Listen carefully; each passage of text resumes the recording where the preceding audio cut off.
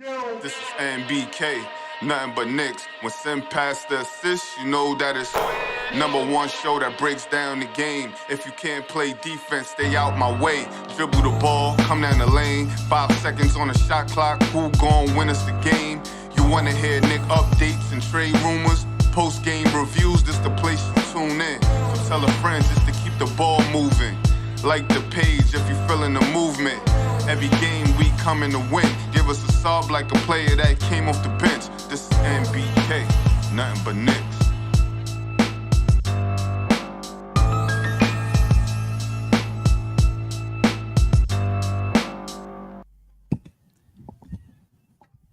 Knicks family, what's poppin'? Good afternoon with you, ladies and gentlemen. We're back at it. The New York Knicks take on the Sacramento Kings tonight. And we'll see if the Knicks are able to come away with a victory. This is going to be a much-needed victory because after these next 2 games at home, ladies and gentlemen, they hit that West Coast trip. And the New York Knicks are already 4 games below 500. They can't afford to drop any more before they even this thing up at least 500. We're going to break it down and talk about it. I got Steph in the building. Steph, how you doing today? I'm good, Sam. Shout out to you, the chat. And the New York Knicks, man, they need a lot of love. They need a lot of love right now. They need a lot. But I'm looking forward to this 3-game stretch. I mean, there's winnable games here. There's winnable games. Yeah, there are. They're definitely winnable games. And they just can't afford to give up any of these games that are winnable. Right. You know what I'm saying? When you look at what's happening on the West Coast, when they go on this West Coast trip, they just can't afford to give them away.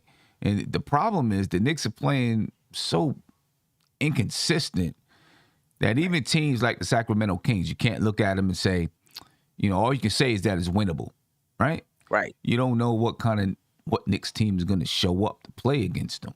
Right. You know, that's the troubling part, you know, because if this was last year, and we're always talking about last year, you know, at this point, you felt confident that at least the Knicks were going to play defense. Right. And be able to make it a game just because they play defense. Now, you don't even know if they're going to do that. You know what I mean? They could come out and get blown out by anybody. with just the, you know, they're not in a good space. You know, hopefully, you know, they've had 2 days off. Maybe they've gotten in a better space, but they're not in a good space. You know what I mean? And before we even get into it,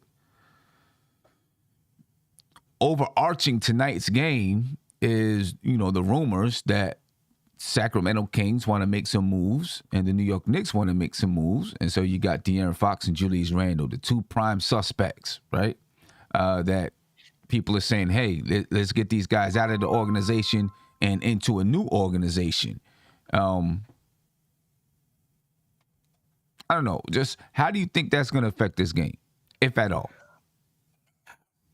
I hope not, Sam. But, you know, when it comes to Randle, it could be the rest of the team as well. I don't have a lot of faith in his mentality. Yeah. You know, so if he's been hearing the rumors, you know, does he come out today to first of all, is it in his head at all? And if it is, how is he taking it? You know, that I need to come out and I need to play lights out to give the Knicks pause, you know, in considering to trade me, or do I come out and stink up the joint to decrease my value? But I'm hoping none of that is in his head at all. I'm hoping that he's just coming out tonight with the thought that I need to play well for the Knicks to win. Yeah, that's what I hope. You know, that's what I hope. That's all he's thinking about is, you know, let me get myself back on track. You know, get myself in the right headspace. I was speaking with, we did a show a couple of days ago. I think Andy was on the show. And one of the things that Andy was saying is maybe Tom Thibodeau needs to give Julius Randle a couple of days off, you know, to try to get his head right. You know, get himself, just get himself together mentally and emotionally, because it's clear that he's just not in the game. And, you know, I don't know. They need to do something. Have a big team meeting. And maybe they already have, but you don't hear about it. You know, but they need to do something. And you know what? That's an organizational decision, Sam, and it's not a bad one. It's not a bad one for the organization, the coach, maybe a few front office, um, members to sit down with Julius and kind of hash it out. Like, what is going Exactly. on? What do you need right now? Right. If you need a few days, we'll cover for you, Right. you know, Right. a mysterious injury or something, Something. Right, Personal right, time or just personal time off. right, Whatever it is. But yeah, it is. I mean, it's up to the organization, right? It's an immediate need right, to try to figure this thing out, talk with them and say, hey, how can we support you in, getting back to being productive and efficient on the court, yeah, And that might be a tough conversation to have, but sometimes you got to have those conversations. yeah, no doubt. And ladies and gentlemen, you're checking out the Game Day pregame show. Please make sure that you go into the description of this video, click on thegameday.com, and check out what they got to offer, ladies and gentlemen. You get updated sports content from all across the NBA and other leagues. Plus, you get betting odds from a bunch of different betting platforms. So make sure you check out thegameday.com. Let's check out the New York Knicks official injury report. This was reported at 2:30 today. Nerlens Noel is probable. So I'm hoping that we see him on the floor. Derrick Rose is, of course, out. He's getting closer, though, right? It sounds like there's a plan for him to come back sometime after the All-Star break. And I'm going to tell you what, if the Knicks can find a way to just stay in that 11th, 12th seed, stay within a game or two of that 10th seed, Derrick Rose will be such a big help when he comes back. Right. My fear is that they're unable to stay that close. They may stay in that 12th seed, but the separation between the teams may continue to grow with the way that the Knicks are playing and the competition that they got facing, that they'll be facing in the coming weeks. Right. I'm a little nervous about that and whether or not they can stay afloat until Derrick Rose gets healthy. Yeah, I don't think they can, Sam. If Randle and Fournier don't show up, I don't think RJ can do it by himself. Yeah, that's true. I don't disagree. I don't think he can. For the Sacramento Kings, Marvin Bagley is out, so I guess I need to change my starting lineup because I had him in the starting lineup, but he's out with an ankle sprain. Terrence Davis is out. De'Aaron Fox is questionable for tonight. He's got left ankle soreness. So I guess there'll be some kind of a lineup change for the Sacramento Kings, given that Marvin Bagley III is not going to be available this evening. Right. All right. So looking at the starting lineups, you can forget about Marvin Bagley for the Sacramento Kings, and we'll discuss who might be in that spot. We'll make that change shortly. But for the New York Knicks, Meadow, maybe. Who'd you say? Sorry, Sam. Meto, maybe. METU. Right. Metu, Right. maybe. Right. Maybe. For the Knicks, projected starting lineups, as long as there's no last-minute injuries, you got Kemba Walker, Evan Fournier, RJ Barrett, Julius Randle, and Mitchell Robinson. So before we even get to the Sacramento Kings, Steph, Tom Thibodeau already said yesterday he's not changing that starting lineup for tonight's game. And I know there's a lot of people that want that change to come right now. How do you feel about him sticking with the starting lineup? I would like to see changes, Sam. The only thing I could think about in terms of why he's not starting it, changing it, is that he still feels there's a chance for the Knicks to make the playoffs, and he's banking on continuity. That's the only reason I could think of why he's not changing the starting lineup. And the front office can be behind it, at least as far as Kemba Walker is concerned. But I myself would change it at this point. Yeah, I would change it too. Even if I believe that the Knicks, if I was Tom Thibodeau, and I believed that the Knicks could make the playoffs, as a matter of fact, that might be even more of a reason that I would change the lineup. You know what I'm saying? Because I just don't think, especially Kemba Walker, I just don't think you're going to be able to get it defensively and offensively with Kemba Walker out there on the floor in that unit. You know, if you want to bring him off the bench or do something like that, I just don't see it happening. I believe the best unit that I've seen lately has been Emmanuel Quickley, Quentin Grimes, R.J. Barrett, Julius Randle, and Mitchell Robinson. You know, that's the unit that I've seen be productive on the floor.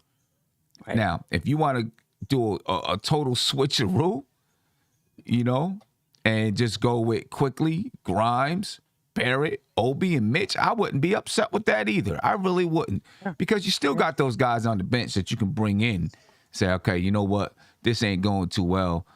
Let me bring these guys back in. I mean, you could do that. As a matter of fact, I myself wouldn't mind sending a message to those guys to let them know, you know what I'm saying? If we can't get it together as a unit, then there's no sense of us being on the floor to start the game as a unit, because we need this unit to get things going. You know what I mean? I wouldn't mind doing that just as a message to the team. That's what Kevin Hart said. We failing as a unit. Right. You know? Because something, you know, at some point you got to do something to get everybody's attention. And sometimes there's going to be people that are innocent bystanders in the situation and they end up going to the bench just because, you know, you're part of that unit or whatever it is. But you got to do something to get these guys' attention and make them raise an eyebrow. You know what I mean? Right. Yeah. Andy, what's going on, man? How you feeling today? Yo, what up, guys? What up to the NBK fam in the chat? Personally, I'm a little bit under the weather, but, you know, Knicks-wise, I'm happy we have a game that I actually think we should win. I know it's crazy to say that, but I really think if we are supposed to win any games in the near future, it's going to be this one. So I hope that we're going to have the opportunity to play at least better basketball versus a team like the Kings. Let me ask you, Andy. The starting lineup for the New York Knicks remains the same. What's your thoughts on it? That's a hard question, Sim. Why? Because even the fans would probably make changes. Meanwhile, Tibbs is Tibbs, and, you know, he's not doing just to upset the fans, but he's doing it because you know, he has so much faith in those guys that it's, you know, I don't know what. It's really crazy for me, because you should do at least a tweak in the lineup way, you know, before. And I'm not talking about the tweak that we did with Kemba, because, you know, we run really fast back that situation thanks to the, you know, pandemic thing going around the NBA. That's why we had to use Kemba again, because if that wasn't the case, I still think, you know, Kemba would be probably dealt by this time. Mm-hmm. But listen, Sim, I think Tibbs loves the second unit that much that he won't insert Quickley as the starting point guard, and not having D-Rose on the bench currently, you know, I'll just traps him a little bit. I'm not going to lie. That, you know, he has his hands tied because, you know, we know, and I think even Tibbs knows, that Alec Burks as a starting point guard, you know, is out of a necessity. You know, he doesn't play his position. He doesn't play his game when he's starting at the point guard. So you basically losing another guy, another facilitator that, you know, at least before he was put in that role, scored a little bit, created a little bit, and the rest of the, you know, good things. Meanwhile, when he's in that starting point guard position, no, you don't know who he is even. So yeah. I agree with you, man. And Alec Burks lately has been, you know, he's been doing his own disappearing act. You know what I'm saying? And I wouldn't put it past it being him being, he's in the starting unit. He's back on the bench. He's playing point guard. Now he's back playing shooting guard / small forward. Nothing consistent. And that can affect a person's game. It really can. For the Sacramento Kings, Tyrese Halliburton, Davion Mitchell, Harrison Barnes, either Metu or Harkless, one of those guys will probably start at power forward. And then Rashawn Holmes. As you can see, Marvin Bagley III, he's going to be out tonight. All right, and then you have De'Aaron Fox, who is questionable for tonight. So looking at the two lineups, I want to talk about the matchups. Steph, Kemba Walker, and Tyrese Halliburton. What do you think about the matchup? You know what, Sam? I'm going with Tyrese. I'm going with Tyrese. He's playing very well this season as well. He's a big guard. I think he'll be able to guard Kemba. Yeah, I don't see Kemba being super aggressive anyway, right? So I think he'll be able to guard Kemba. I don't think Kemba will be able to guard him. He shoots the three, he gets other people involved, he gets into the lane a little bit. I have him winning this matchup. Andy? As much as I would love Kemba to have one of those breakout games, at least in the first half, maybe like a breakout first half at least, that he could make a couple of threes and, have a couple of assists. No, this matchup isn't in his favor. So, unless he proves us all wrong, I don't think we can count on Kemba like that. Yeah. Kemba's another guy. Everybody, up and down, up and down, up and down. So I don't think you can count on him. Tyrese Halliburton, he does have a little bit of size advantage on Kemba Walker, and he's much more of a facilitator. So what he's going to do, it may not show up in the points and assists all the time, but it could, because he can shoot the ball from three. And that's probably the scariest part for me with Kemba Walker guarding him. I'm not as worried about him penetrating to the basket as much, but he can shoot it from three. And he is a facilitator that can see over the top of Kemba Walker, much like Lonzo Ball. And that's why I get a little bit, nervous about Tyrese Halliburton and Kemba Walker, because I believe Tyrese Halliburton is, he can facilitate and get these guys in the game. And he can lead that transition. He can lead the break. You know what I mean? I don't want to let these guys get out and start running, because if that's the case, we will be in trouble. You know what I mean? And it's a tough situation, because if De'Aaron Fox was on the floor, you'd have to worry about De'Aaron Fox just blowing past Kemba Walker. You know what I'm saying? So there's going to be a disadvantage either way with Kemba Walker out there. We'll see if the Kings, I don't know how well coached the Kings are, but we'll see if they're able to capitalize on it or not. Now you could get Evan Fournier guarding Tyrese Halliburton and Kemba Walker guarding Davion Mitchell. Based on size, that could be the case. What's your take on Evan Fournier and Davion Mitchell, and do you think the roles might be reversed? Or I don't know if you want to say roles reversed, but Kemba Walker might guard Davion Mitchell and Evan Fournier guarding Tyrese Halliburton. Steph, I'll start with you. I think Fournier could win this matchup. At the same time, because of Fournier's defense, Davion Mitchell can have a career night, depending on which Fournier we're talking about. But I think if Fournier is engaged, if he's aggressive offensively, and as Tony would say, feisty on defense, he can definitely win this matchup. Davion Mitchell is not playing great, this season. But then again, we've seen players who have not played great come out and play great against us. But if I had to put my money on it, I would put it on Fournier to win this matchup. Fournier could play Halliburton. Yeah, I think that would be okay. Yeah, and I'm thinking that may be what happens, because Davion Mitchell is 6 foot. Mm-hmm. Okay, Tyrese Halliburton is 6'5". Evan Fournier what is he, 6'7"? 6'7". Yeah. Kemba Walker's 6 foot. So it probably makes sense for Kemba Walker to guard Davion Mitchell and then Evan Fournier to guard Tyrese Halliburton. With that being said, how do you see Evan Fournier and Tyrese Halliburton matching up?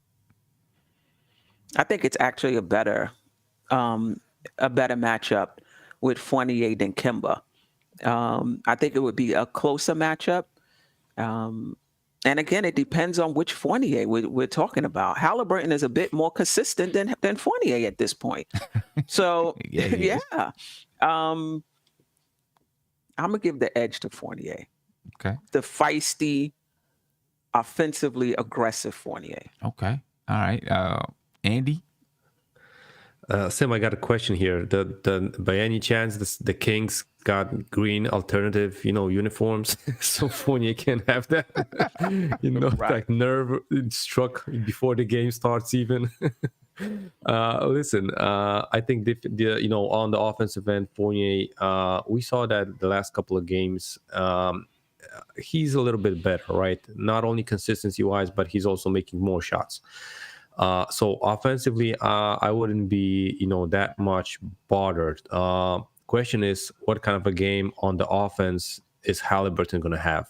We saw lately he had a 38-point game with crazy shots that he was making in the last quarters. I was looking at the highlights and I was shocked. I saw him play a couple of full games because, from highlights, you only see those, nice plays that are showed on those, highlight plays, right?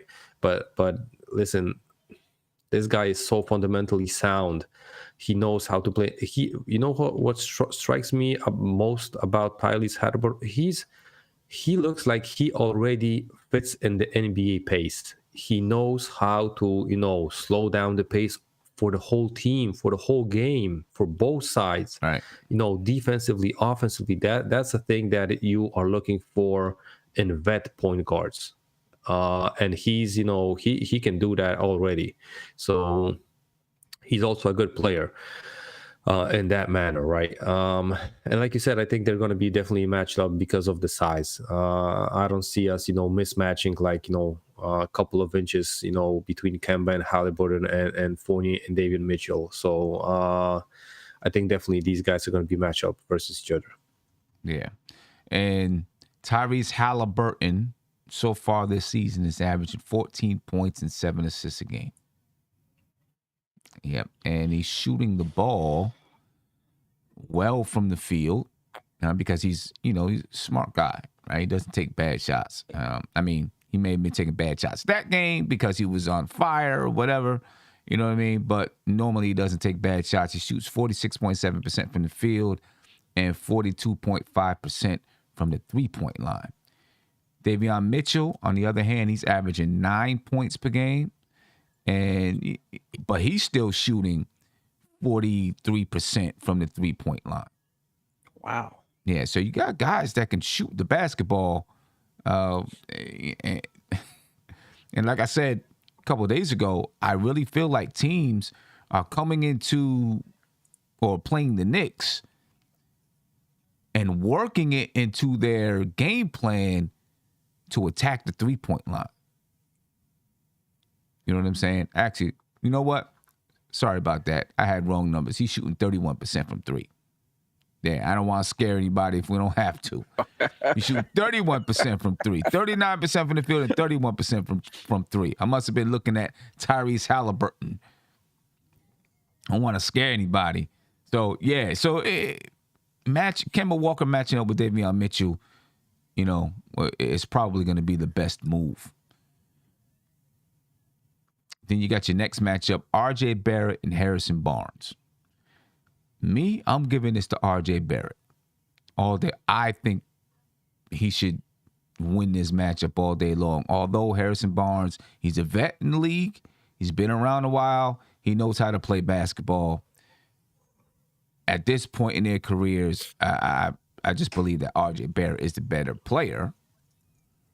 Right? So, I'm looking at R.J. Barrett to do his thing. Harrison Barnes is averaging 16.5 points a game, 6 rebounds, and 2.4 assists. He's shooting 44.6% from the field and 40.7% from three. So he's definitely a guy RJ Barrett's going to have to guard. But I feel like RJ Barrett should win this matchup. Steph, any thoughts on it? I agree with you. I don't think it's going to be a blowout, though. I think it's going to be close. But I think RJ gets the edge. Yeah. Andy, any thoughts on this matchup here? Yeah, I see the people in the chat say that Barnes is washed. Listen, what we got to realize that dude is an NBA champion. He's a vet. He's averaging almost 17 points a game and almost 10 rebounds, if I'm correct. We were talking with Josh yesterday on the episode of him being the target to trade for Randle on the power forward position. But versus RJ, he isn't that fast, right? So both guys are rather stronger than faster. That might, cause, maybe not problems for RJ, but he's not going to be, driving to the hoop with so much ease because, versus the young guys and the rest of, maybe not the rest of the league, but most of the small forwards, he has that strength advantage, even though he's really young, right? I don't think he's going to have that, versus a solidly built Harrison Barnes. So I think he might rely on his shooting a little bit more. Listen, and if he's going to be, making those shots, Harrison Barnes is going to have to, step out, and that's going to open the lane for RJ. But, if he starts the game bad, let's hope that after, the halftime, he's going to come up, feisty and firing again, and he's going to finally make those shots. On the other end, listen, Harrison Barnes, he can shoot from mid-range, from three. He's nothing flashy on offense, but he's really steady. So I would see him, getting around those 15 points at least. Right. No matter who he's going to be guarded by. So, right. And that is the thing about him. He's, like you said, he's steady. And you can probably put him on just about any team in the NBA, and he's going to produce these numbers, the numbers that he's putting up. He's just a solid basketball player. He never reached the potential that I think people thought he would. People thought that he was going to be, a super. I don't know if they thought superstar, but all-star type of player. He never really reached that potential. He was always just a tad bit below. But he's steady. He's a guy that can play basketball. So RJ Barrett's going to have to be on his game and making sure that he's defending him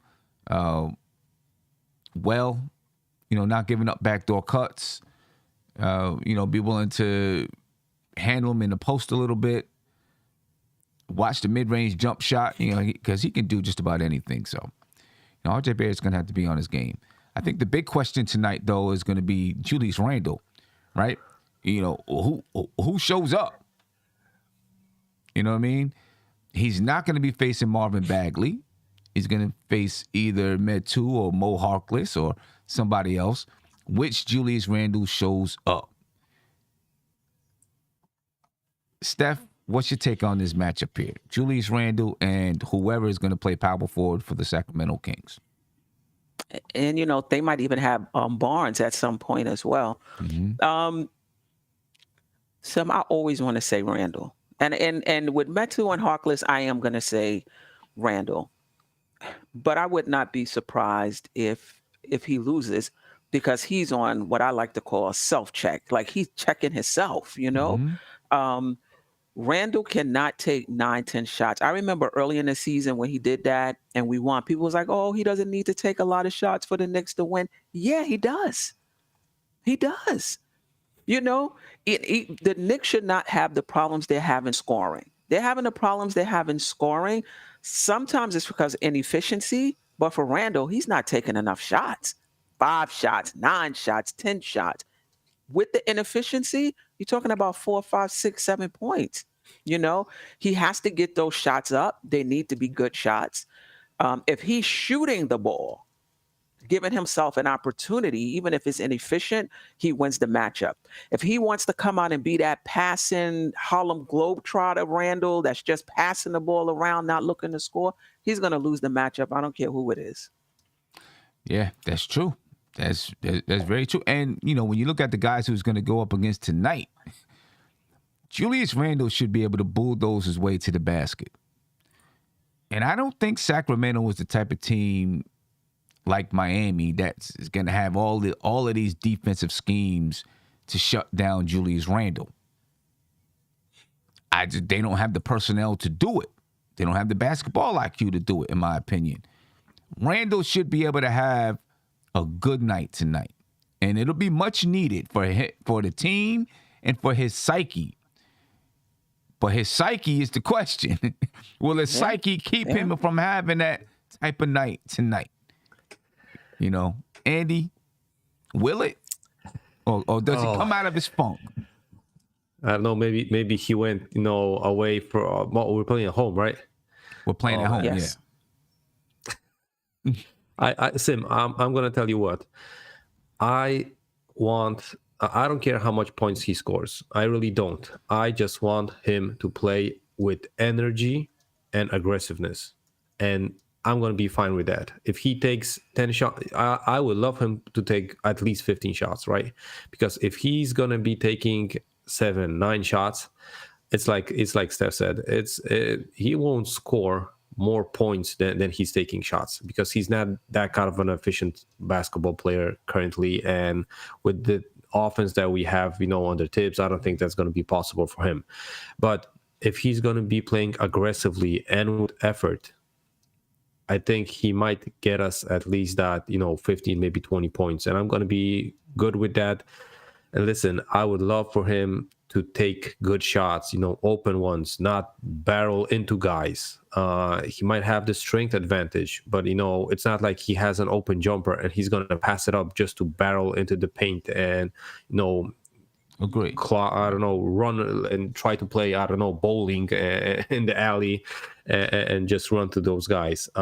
If it's going to be an open shot, just take it. I'm going to be cool with it if you miss it, but I'd rather see that than, barreling in, step away, fading jumpers, whatever. That's not, his game. I'd rather see an open shot than a crazy out of control shot or spin moves in the paint and stuff like that. So, and I would love for him to get rebounds, be aggressive, at least play defense, because if we, like you said, if a guy like a Metu, whatever, is going to be hitting 4 threes because no one is around him, man, Twitter is going to go crazy. We're going to see short videos of, one play of Randle not picking up nobody and looking the other way that the ball is, and that's going to be really, really bad. I definitely agree.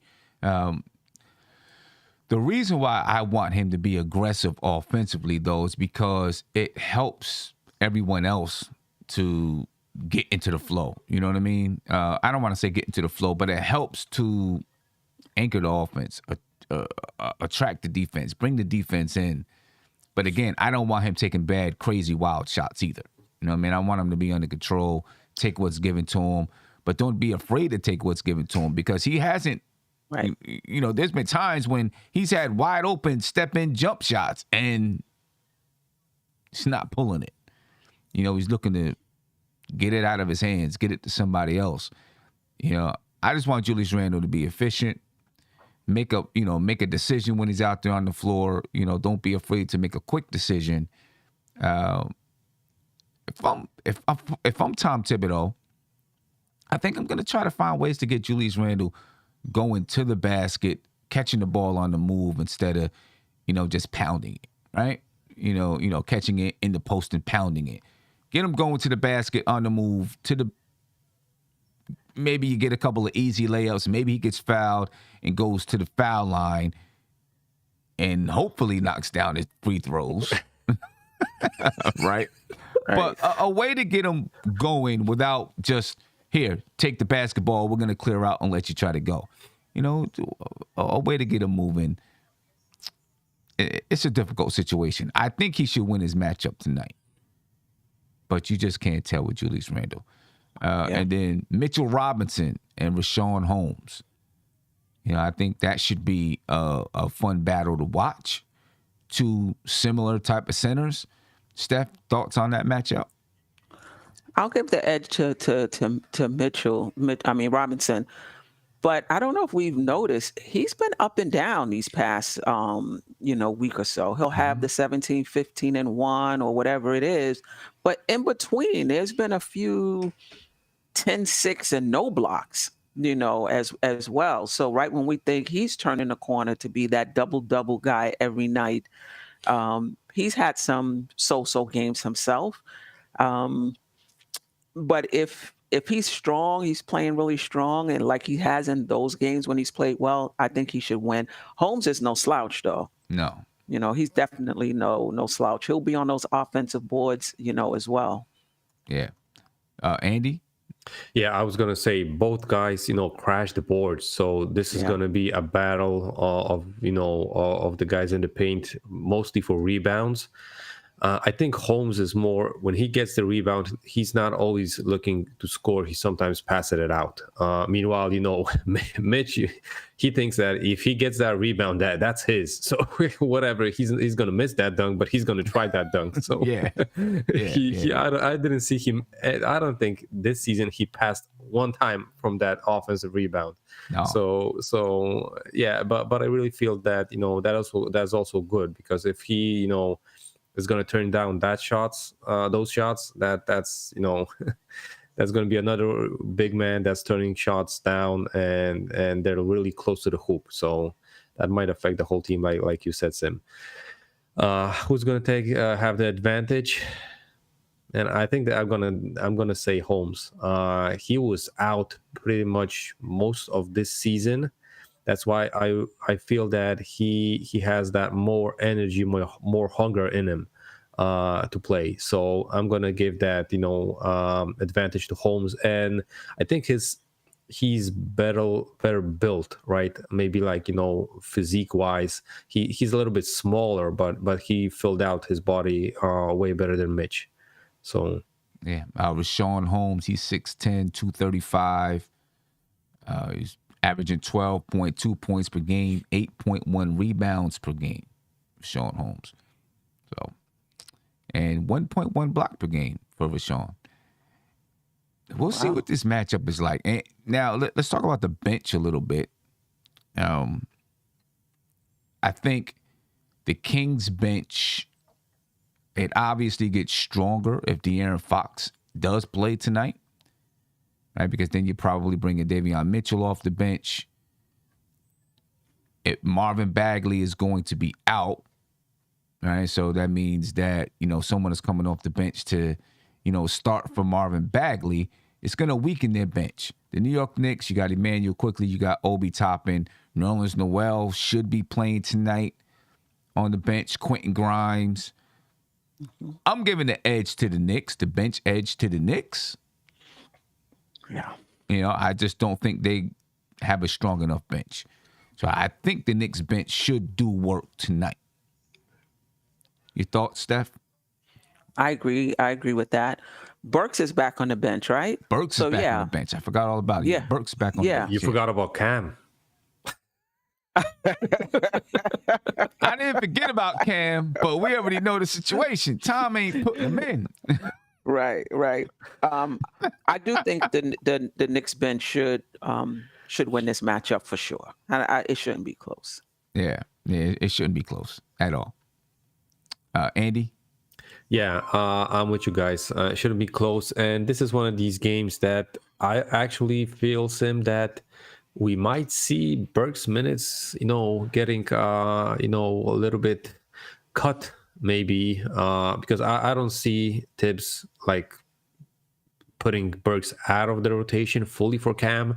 But if we would have a lead, maybe 10, 12 points in the first half, instead of inserting Burks to end the first half, I would see Cam getting those 3-4 minutes. If he pans out, maybe in the second half he might get again 3-5 minutes of playing time. So I don't know, man. I got my fingers crossed. And Tom Thibodeau seems intent that he's not putting Cam in the game. Anytime they talk about it, they ask him about it. He's like, we have a lineup. It's hard to bring in a guy or trade for somebody, and the guy we traded away wasn't in the rotation, and now we bring in a guy that should be in the rotation. Somebody's got to come out the road. He's making all these, saying all the stuff.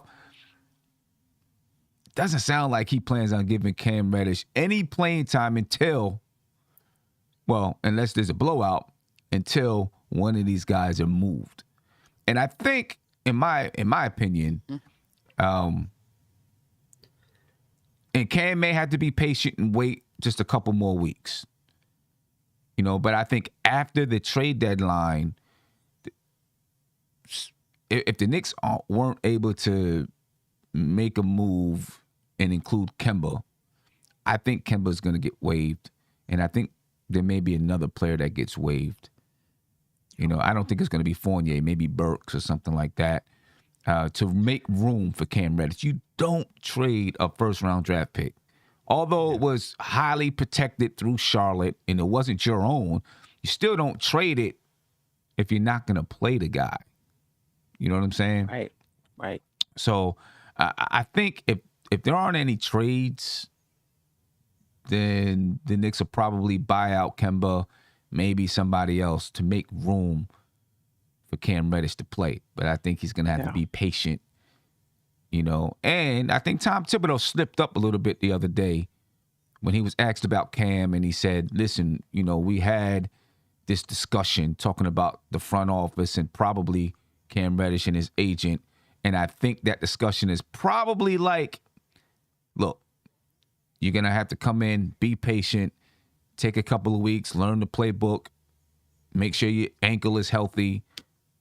But we're going to make some moves to make sure that you have a spot in the rotation. We just need you to be patient. I think that kind of conversation probably went on between the front office, Tom Thibodeau, and Cam's agent. And they were like, okay, I'm going to trust you with it.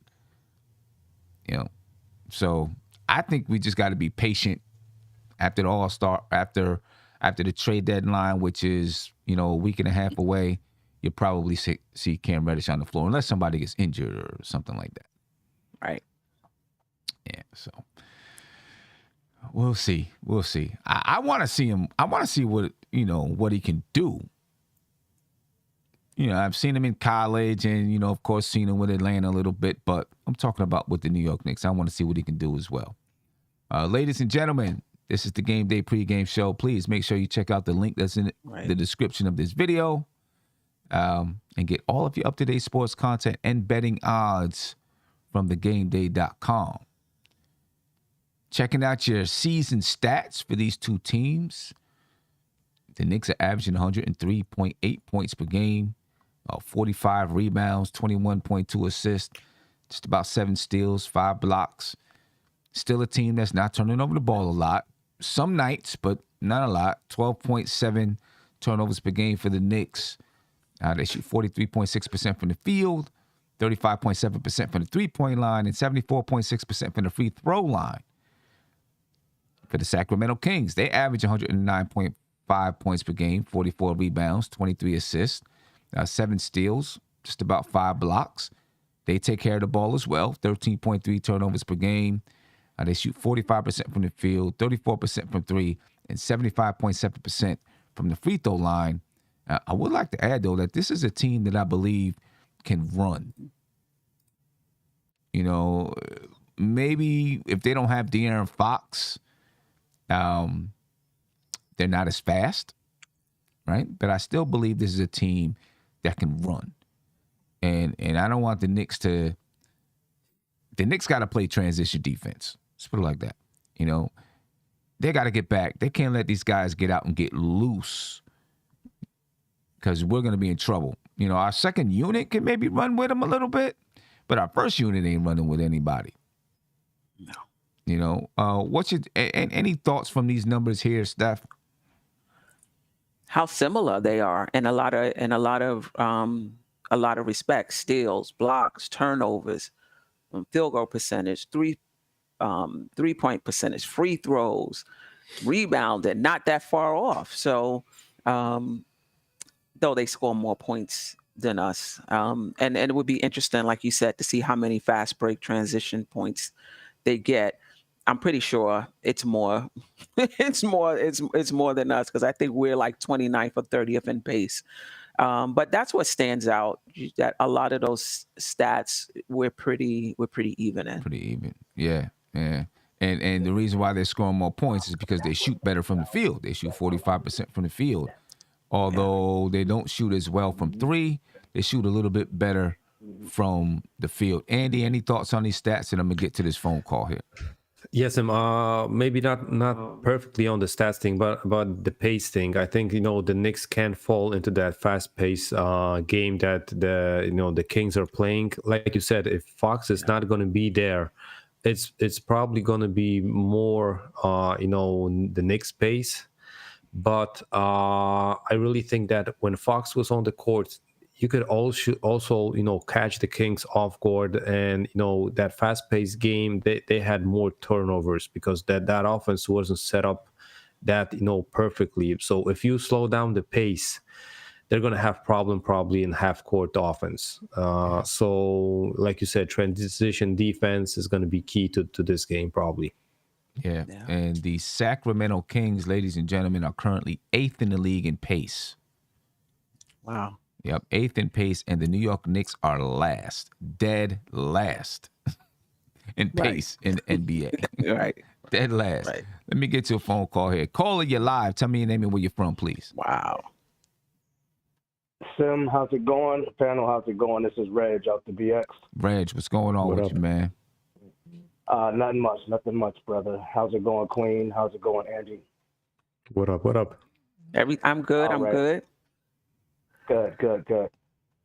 I was giving you a call because I heard you was talking about the Cam Reddish and Tibbs and his decision on getting Cam Reddish some playing time. Mm-hmm. It's been two things that's been sitting on me.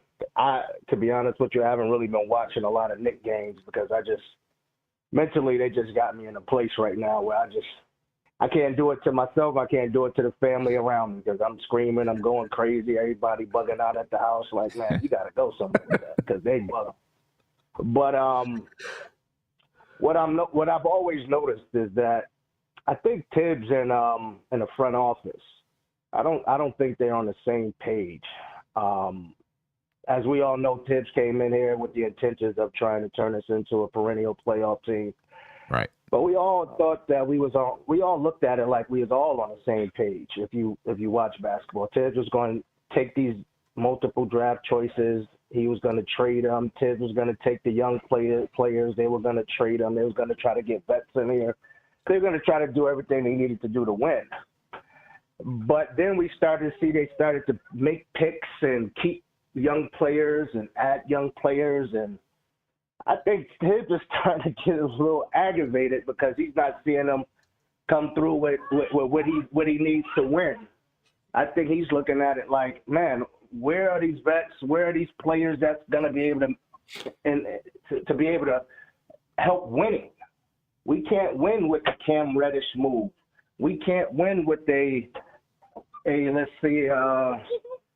move of playing quickly at point guard and Grimes and McBride, and I think Tibbs is starting to get a little frustrated, and that's where you're starting to get these takes saying, yeah, Cam came in, he replaced the person that wasn't in a rotation. He's going to have to find a way to get himself into the rotation.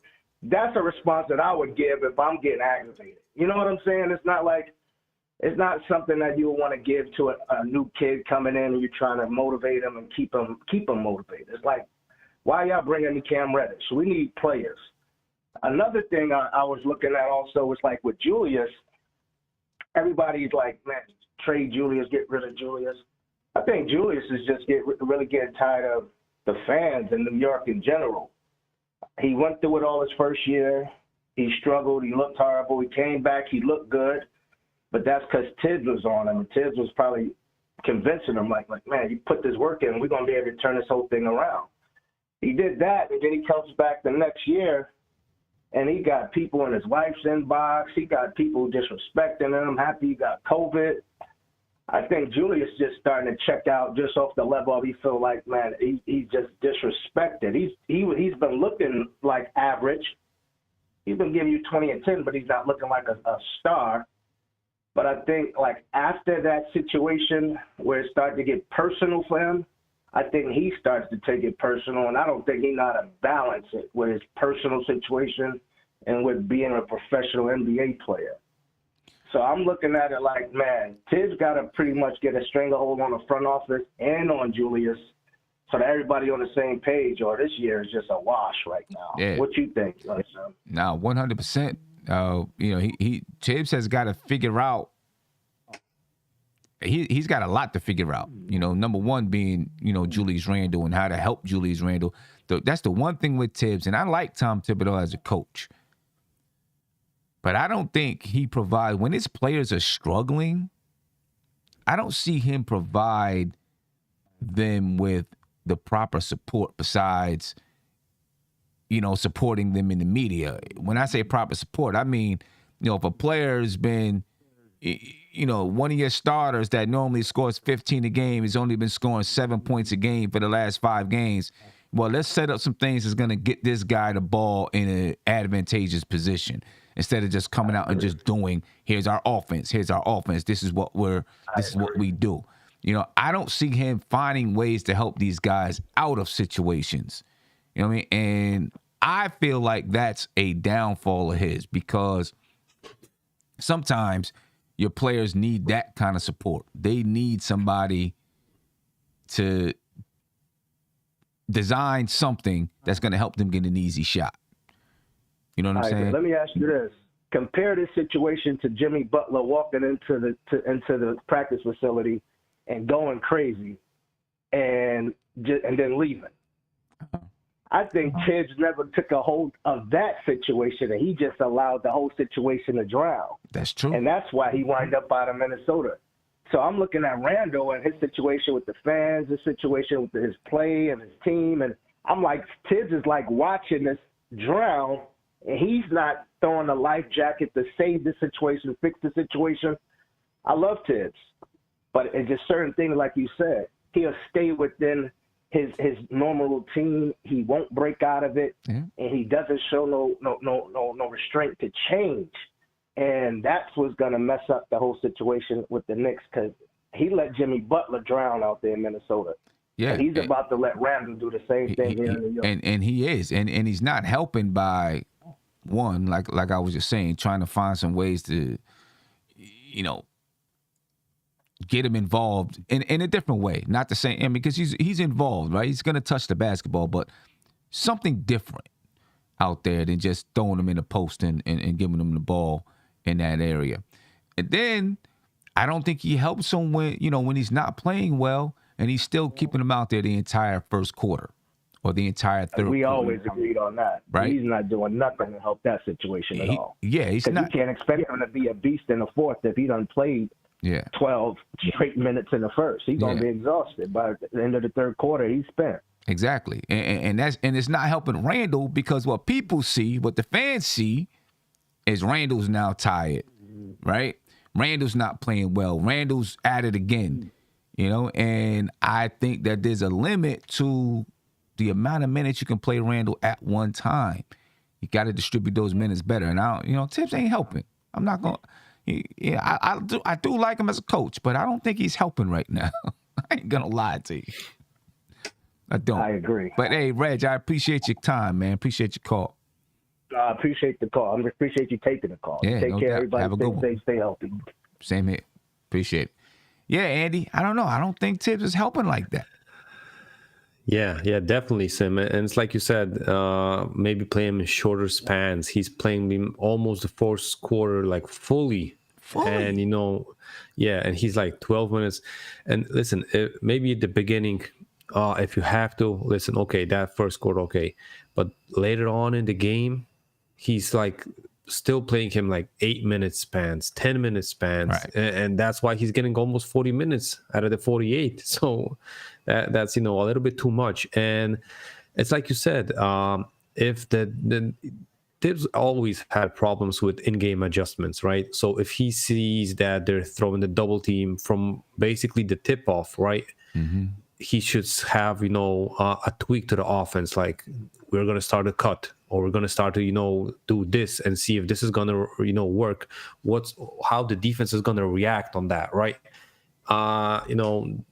Mostly the adjustments come, at halftime, and they're still minor, right? Right. And if he would try to, make that adjustment a little bit faster, maybe those couple of minutes of counter action of the other coach would get us the lead, or would, let us stay above, right, on the game. If you don't see, how are they going to react, you don't know if you're doing the proper coaching job. Right. So, and this has been brought up by players, right? Evan Fournier, in one of his post-game press conferences, talked about Tom Thibodeau. Well, he didn't say Tom Thibodeau's name. He just said, we've got to make adjustments, right? We've got to adjust when the defense shuts down one thing that we're doing. We've got to adjust and do something else. Derrick Rose.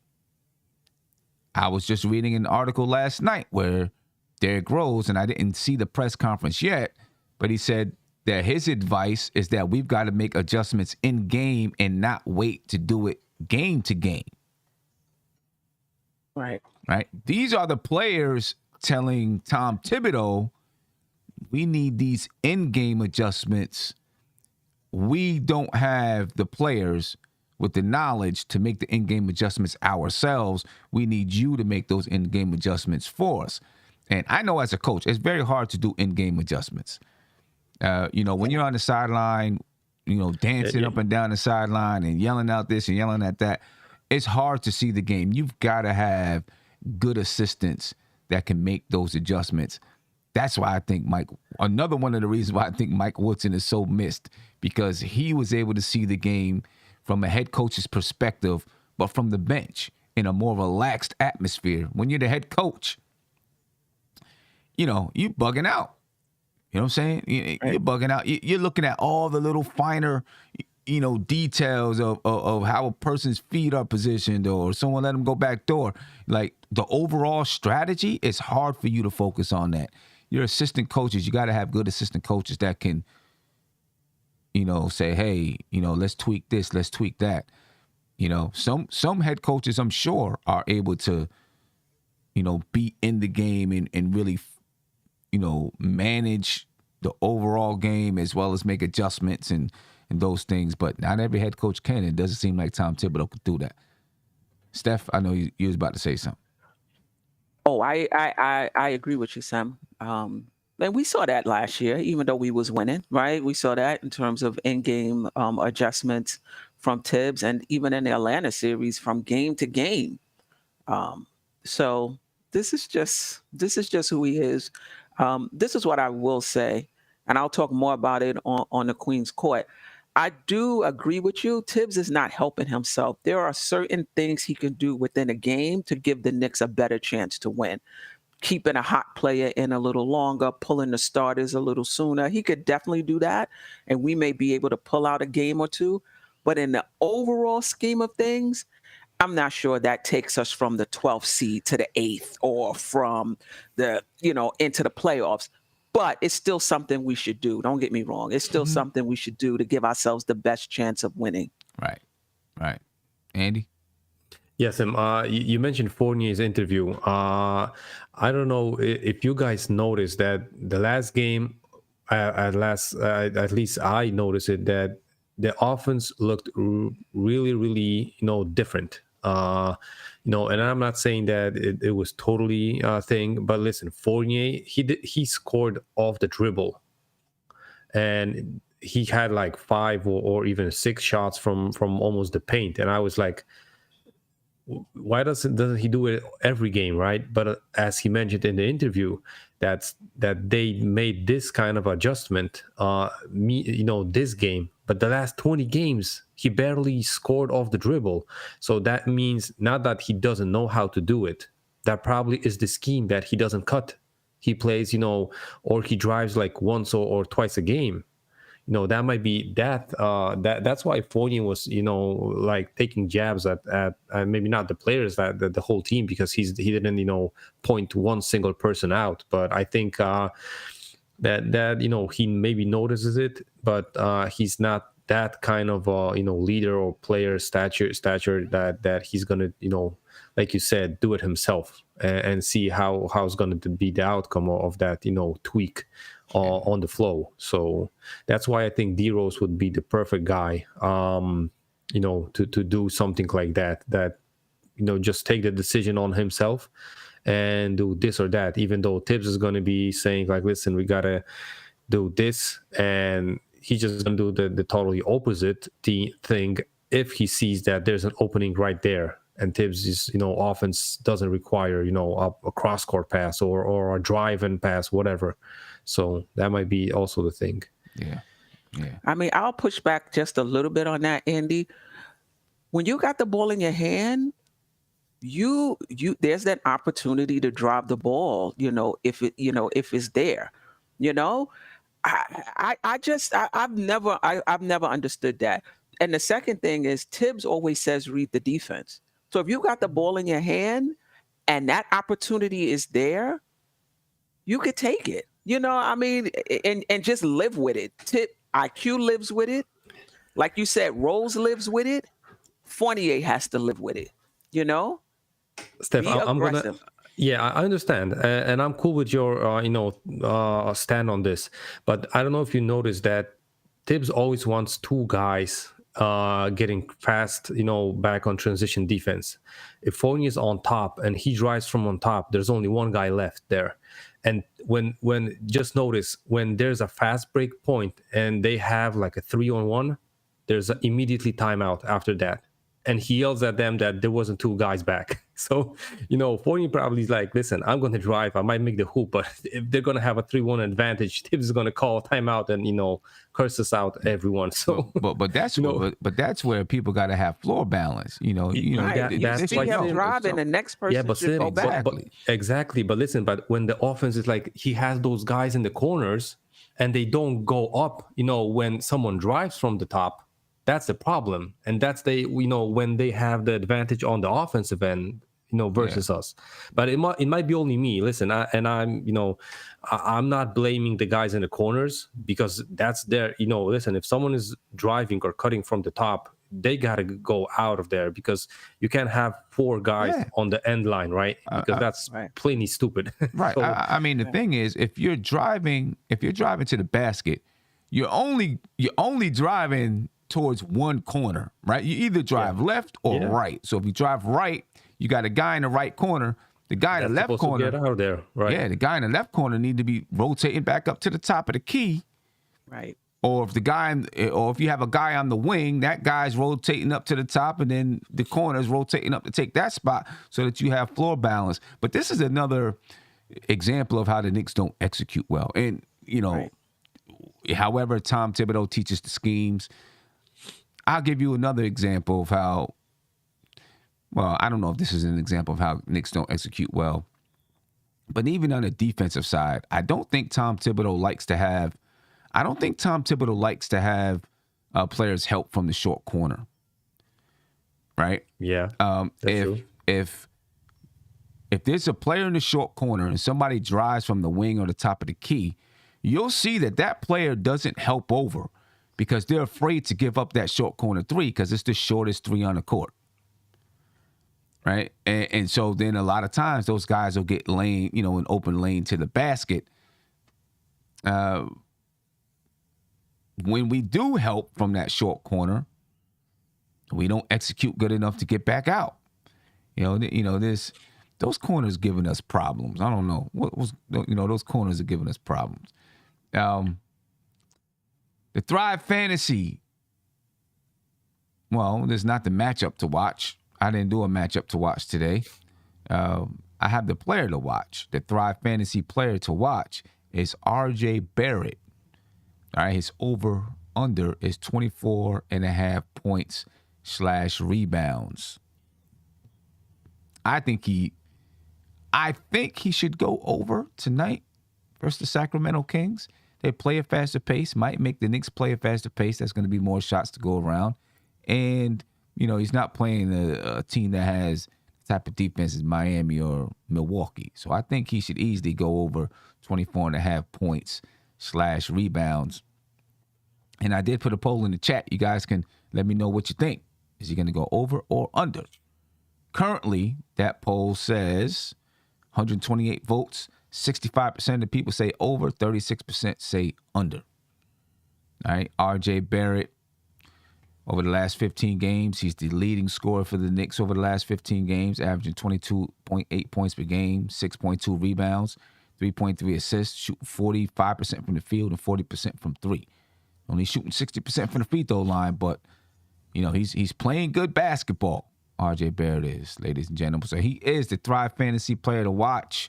Go to thrivefantasy.com and use the code NBK and get a 100% deposit match up to $100. Steph, R.J. Barrett, does he go over or under?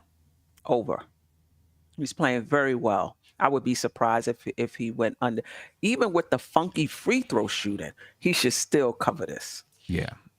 Yeah, I think so too. Andy? Listen, I think last time we took over and he went under. Did he make it? He went under? He was under. He was under the last time. Yeah. Well, listen, I'm going to be like this. I'm going to go over again. Right. It was going to be different. Yeah, he went under by like 5 points. I think he had between points 20, and rebounds, right? He had 20. Yeah. Yeah. And but that was that really bad game versus Miami. Who was that? I think it was Miami or the Bucks, yeah. I think it was that really, really bad game versus Miami where we just got smacked from the beginning. And, you know, that was kind of, that you know, it was pretty much a done deal, you know. But, I mean, I'm going to take the RJ, you better not, don't prove me wrong.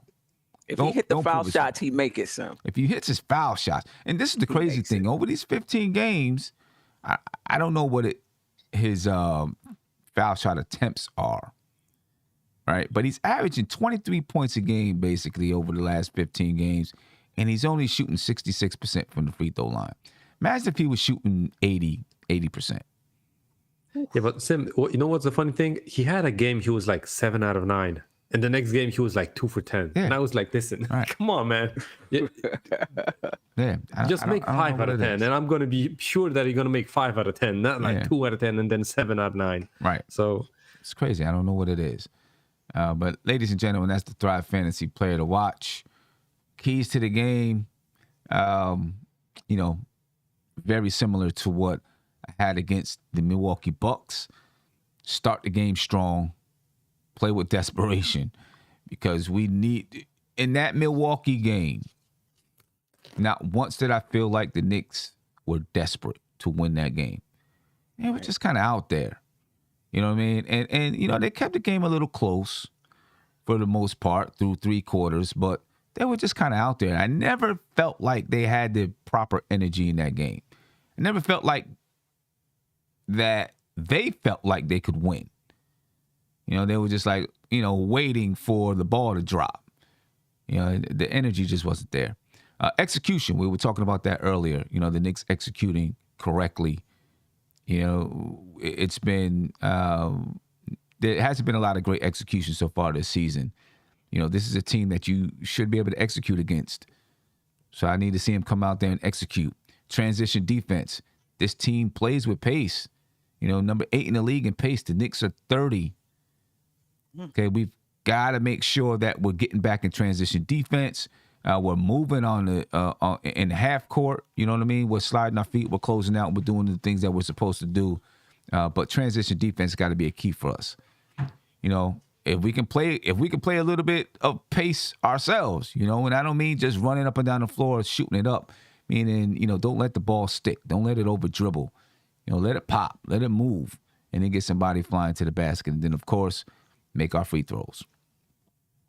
Yep. You know, that's what I have. Steph, any thoughts?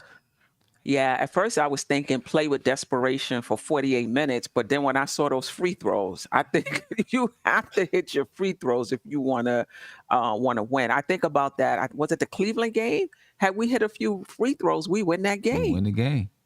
You know, so we do need to play with desperation. I think, like you're right, there's a flatness around the Knicks, and they may think they're playing hard, but when you look at it on screen, it's not popping on screen like Right. that's what they're actually doing. So, like those guys with the slow motor, it doesn't look like it. So they need to play with desperation. Maybe it'll begin to look like they're playing with some energy, and they need to make their free throws. I mean, the other ones I think are great too, but you're not going to win the game shooting 60% from the line. I don't know what they're doing as a team, 10 for 12, 18 or whatever it is. We got to do better than that. Yeah, no doubt. Andy? Yeah, I think some under the desperation, you get the energy, the hustle, and the rebounding. So I got to go with that one. And listen, if Evan Fournier is your energy guy, I don't think you're gonna have that much energy. Yeah. Seriously. Yeah, so he can curse something out in French, but I don't think that's gonna work that much on the current Knicks. So, man, I hope someone else is gonna pick up that that energy and hustle battle and lead the Knicks with a game that they're gonna show that they still have it, and that we fans are gonna want to watch him the next couple of games at least. So yeah, no doubt. Well, I don't know. We'll see. Any predictions for tonight? Steph, I'll start Knicks with you. win. Yeah, I think the Knicks win. I hope so. We need it. The Knicks need it bad. Andy? yeah, I think the Knicks win, Sim. Though I really think that it might be a high scoring affair, and I'm not saying 140 to 130, but I think it's going to be like 115 to 100, maybe 10 or 8. So I don't think we're going to hold the Kings under 100. I think that ship's had sailed, and versus West Coast teams, I think it's going to be harder. So. Yeah. All right. Well, ladies and gentlemen, there you have it. I think the Knicks are going to get a win tonight. They need it, and I think they're going to be ready to play tonight. I say that a lot, but I think tonight, I'm hoping tonight they're going to prove me right and be ready to play and get this win. I don't know if the Knicks had a losing streak longer than 3 all season. I don't think so. Yeah, probably not. Yeah, I don't think the Knicks have had a losing streak more than 3 games in a row. Can't let it start now. So I was gonna say sometimes it's gotta be the first one, right? So. Right. Don't let it start now. I don't know, ladies and gentlemen, put it in the chat. I want to know what you think. The Knicks win tonight, they lose tonight. Let me know what you think in the chat. Our over under, for the Thrive Fantasy Player to Watch, RJ Barrett in the chat right now. Still 64% say over, 36% say under. Again, I think he's going over. We're going to end that poll right there. I want to know what you guys think, ladies and gentlemen. Knicks win? Do they lose? What's going to happen tonight? Put it in the chat. We're going to get up out of here. Make sure in about 2 hours you check out the Queen's Court. Steph, what are you going to be talking about on the Queen's Court tonight? Is Tibbs going to be fired, or should Tibbs be let go? So we're going to talk about Tibbs. So all those who got issues with Tibbs, you get a chance to talk about It's it. your time to come in and let it out. Yeah. Yeah, time to let it out. All right, ladies and gentlemen, make sure you join the Queen's Court at 6:30. As a matter of fact, as soon as this video ends, it's going to take you to that video where you can set your reminders and be ready. Andy, anything you want to add before we leave? Yeah, listen, Steph is going after Tibbs. Me and Josh had a show, after Randle yesterday. So let's hope, till the deadline, we're not going to have any more names on our list. Right. So. Right. Seeing a lot of L's in the chat. Seeing a lot of L's. Wow. Really? Yeah, I am Jarrell said I just jinxed us. So now we're going to lose 4 in a row. Someone said they have lost 4 in a row. I don't remember them having a 4-game losing streak. I remember them going 4 games below 500, but I don't remember a 4-game losing streak. We'll see. I don't know. We'll see. And someone said Indy, Toronto, Milwaukee, then Golden State. I have to go back and look at it. Maybe we have. Oh, maybe we have. All right, ladies and gentlemen. I appreciate you guys. Out of here.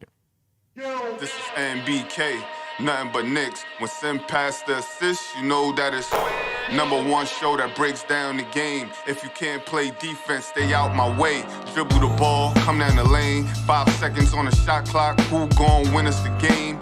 You wanna hear Nick updates and trade rumors? Post-game reviews, this the place to tune in. So tell a friend just to keep the ball moving. Like the page if you feeling the movement. Every game we coming to win. Give us a sub like a player that came off the bench. This is NBK, nothing but Knicks.